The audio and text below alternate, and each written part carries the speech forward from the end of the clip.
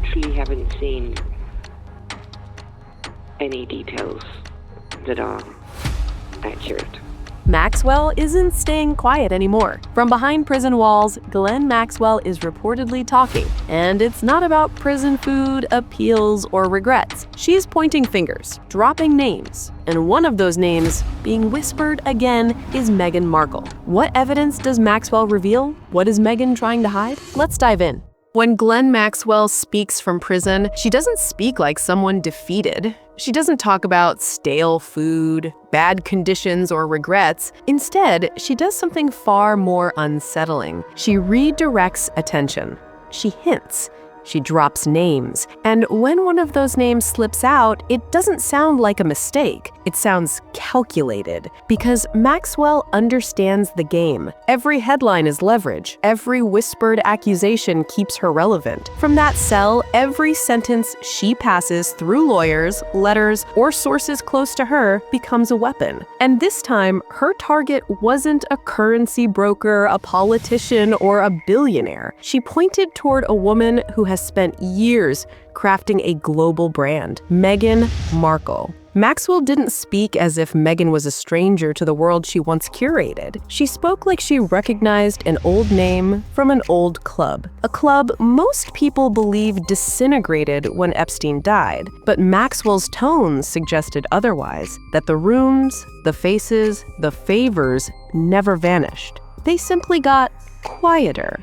And that wasn't what sent people scrambling. It was what she claimed existed. The whispers didn't start with an interview or a podcast. They started online. A rumor about a file. Some called it a resume, others a CV. A profile of names, connections, and events from Meghan's pre-royal life. A file that, if real, wouldn't expose crimes, it would expose proximity. The kind of proximity people pretend never happened. Imagine what that would mean. Meghan's public story is an inspiring one. A hardworking actress with no connections, fighting her way into Hollywood. A self-made woman. A narrative so polished, it became her brand. But the rumored document wasn't about auditions or agents. It was about rooms.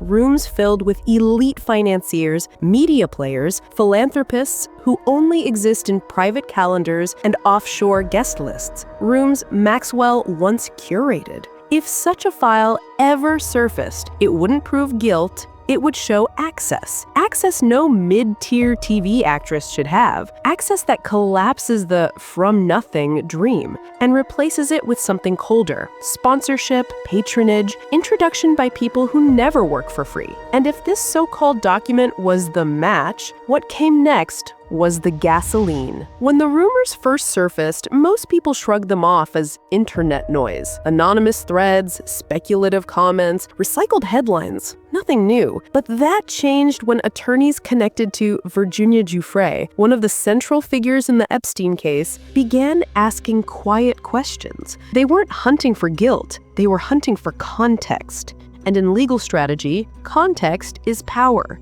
These lawyers don't knock on random doors. They don't chase celebrities for headlines. They look for people who can clarify patterns, how certain circles formed, who introduced whom, and what atmosphere those circles created. Their interest in Meghan wasn't about accusing her of crimes. It was about whether she understood more than she admitted publicly. And according to people close to those conversations, the phrase they used was precise, familiar enough to know more than she lets on.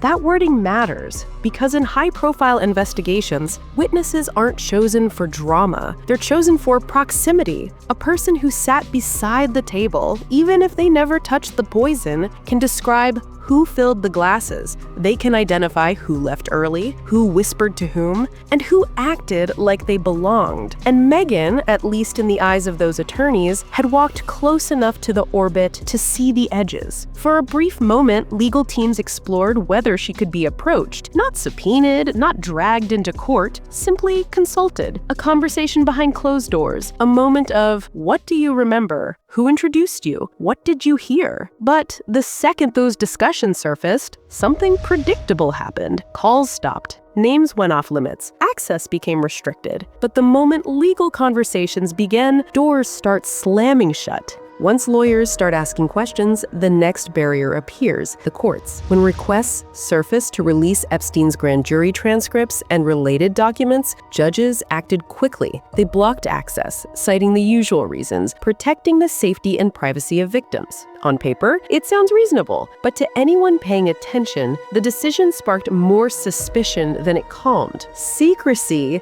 has a way of breathing life into rumors. If the documents truly held nothing significant, why treat them like classified intelligence? Why warn certain figures, suggesting they should prepare for what might emerge? Every layer of protection, every sealed page, only intensifies the sense that something powerful is being kept out of public view.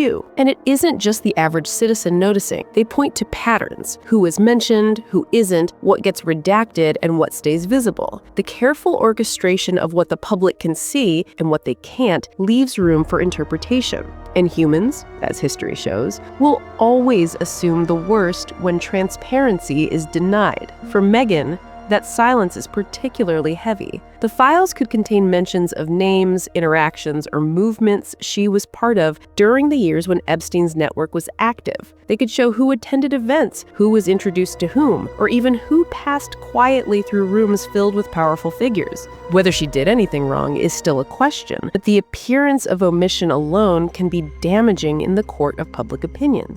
And when whispers hit royal corridors, everything changes.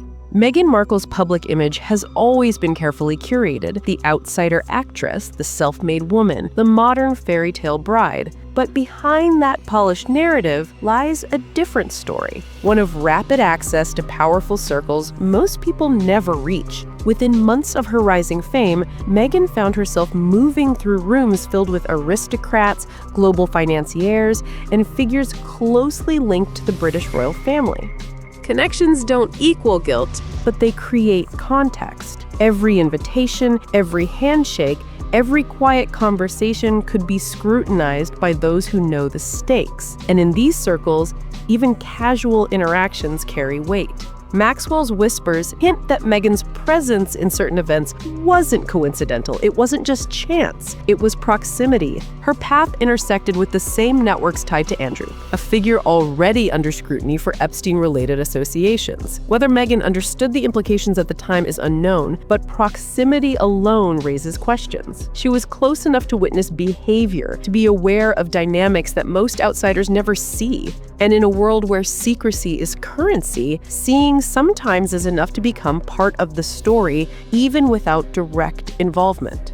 Royal connections amplified scrutiny. Every move Meghan made, every public appearance, every charity event was measured against expectations of decorum, loyalty, and awareness. Being near power meant being noticed, and noticed she was.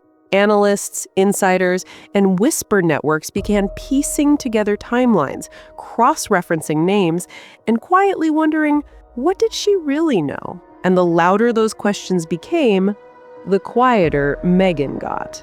Unlike past controversies, Meghan Markle has remained completely silent. Normally, when her reputation is questioned, she responds swiftly. Lawsuits, tell-all interviews, op-eds, carefully crafted statements through her team. Every narrative that doesn't suit her is met with a strategic counterattack. But this time, nothing. Not a word. Not even a vague social media post about rising above negativity or staying focused on her ventures. Silence in this context isn't neutrality. In fact, in the court of public opinion, silence can speak louder than any defense. People start filling the gaps themselves, imagining scenarios that may or may not be true. And when whispers are tied to legal interest, attorneys hinting that she could clarify events, sealed documents hinting at associations, and Maxwell claiming knowledge from the inside, her quietness becomes noticeable, almost conspicuous. Her inaction sends a message, intentional or not. It suggests caution, fear, or calculation. Denying anything publicly risks exposure if even a shred of evidence surfaces. Speaking out risks discovery. emails, phone records, and witness statements that could unravel her carefully maintained narrative. In a high-stakes environment, staying quiet can feel like the safest option, but it's also the riskiest. Silence creates assumptions, and assumptions can solidify into public consensus far faster than facts ever could. Meghan's usual pattern of defense, aggressive, immediate, decisive, is missing. Every day she remains quiet, the speculation grows louder. Every day, the public starts connecting dots that may never have been intended to be connected. And the longer she stays silent, the more people question what she might be trying to hide. Because denial is risky, discovery is fatal. Meghan Markle's post-royal identity has been carefully sculpted. Transparency, empowerment, authenticity. Every public statement, every interview, every lifestyle venture reinforces a narrative of a woman who speaks her truth, confronts injustice, and builds her own path. Her brand isn't just a story, it's a currency. It defines her influence, her marketability, and her credibility on a global scale. But that brand comes with a vulnerability. One leak, one document, one whisper of association with the wrong circles, and the entire image can fracture. The rumored file Maxwell alluded to, or any related documents, could redraw the lines of her early years. Even if no illegal activity is confirmed, the perception alone could be devastating. The public doesn't need proof to react. Headlines and rumors shape narratives faster than statements of fact ever could. This is the risk Meghan faces. Her ventures, her lifestyle brand, her message of authenticity all hinge on trust. When people start questioning her transparency, her authority as a truth teller becomes unstable. Every carefully curated Instagram post, every podcast, every interview is suddenly measured against the shadow of what might exist behind closed doors. And in the digital age, perception can be far more powerful than reality. Even minor inconsistencies, past decisions, or rumored connections are magnified under a microscope. One misstep, one exposure, and the very foundation she built could crumble, leaving her credibility and her empire vulnerable. The stakes aren't just reputational, they're existential. And if Meghan's brand cracks, the fallout hits everything around it. Prince Harry sacrificed everything for Meghan Markle. His family, his titles, his military career, all of it set aside to protect her, to shield her from media scrutiny, to defend her against the institution he claimed had failed them both. Every decision, every move was tied to loyalty and love.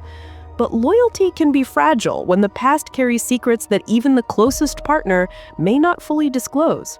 If Meghan was truly involved in, or even just aware of circles Maxwell described, it isn't merely a reputational issue, it's personal. Betrayal in this context doesn't happen in tabloids or headlines, it happens behind closed doors, in the quiet moments when trust is assumed. Harry's sacrifices were made under the belief that the narrative he was protecting was the truth. If it wasn't, the emotional fallout could be devastating. This isn't speculation. It's the human consequence of proximity to secrets. Maxwell's whispers, the sealed files, the rumored document, all of it doesn't just threaten Meghan's image. It threatens the relationships she's built, the marriage she entered with vows of trust, and the family that put its faith in her. Every headline, every online rumor, every legal hint becomes a potential wedge, chipping away at the foundation Harry relied upon. And even if nothing is proven, perception matters. In a world where public opinion shapes private pressure, silence can speak volumes. Every day the rumors persist, every day Meghan remains quiet, the weight of suspicion grows heavier, and Harry's sacrifices feel more precarious. But even that isn't the darkest part of Maxwell's whisper. Now everything comes down to timing. Rumors, whispers, and sealed files exist in a tense standoff with silence. Either the rumored documents surface, or they remain forever buried. Either Maxwell's hints prove prophetic, or they were merely echoes of speculation. The public, the media, and those closest to the situation are left in suspense, wondering which version of reality will emerge. This isn't just about what's known, it's about what isn't. The absence of clarity allows fear, suspicion, and curiosity to grow unchecked. Every passing day, the unanswered questions become louder, more persistent. Social media debates rage, headlines speculate, and every silence from Meghan fuels the fire. In the court of public opinion, ambiguity is its own kind of verdict. Even legal teams, journalists, and insiders admit that waiting is part of the story. The tension isn't in proven facts, it's in the possibilities.